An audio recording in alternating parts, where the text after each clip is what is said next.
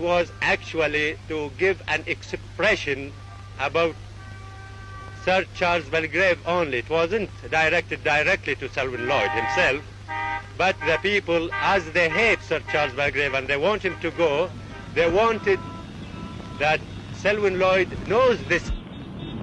Now, why do you want Sir Charles Belgrave to go? Well, because he actually not an expert for administration, and he has been here for the last 32 years, and he did absolutely nothing to improve the country. And I think he's getting very, very old, because he's 61 now, and he has all the powers.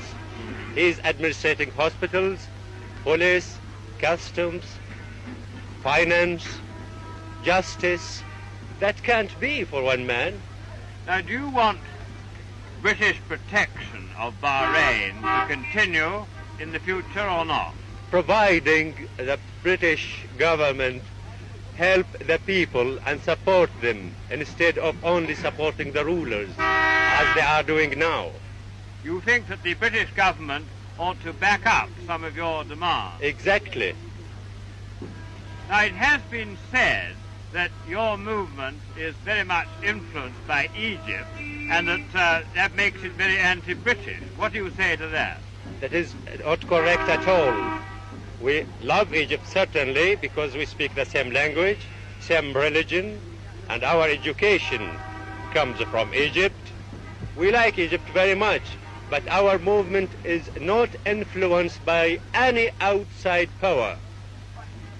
Now, are you asking in Bahrain for the complete running of the government, or are you asking for just a few places in some of the committees to assist the ruler and the government? Well, more or less those have been actually agreed upon.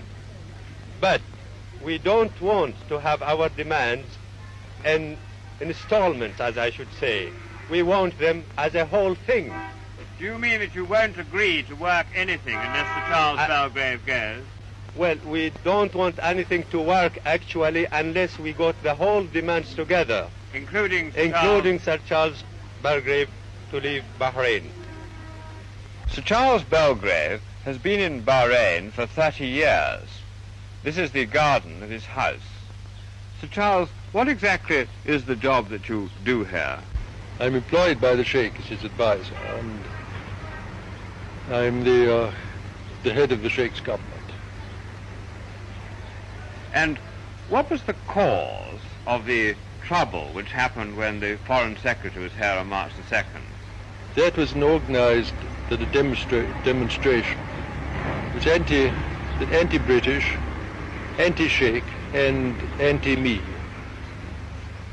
And what is the attitude of the government to the demands now being made by the committee? Some of the demands are reasonable and are being acceded to.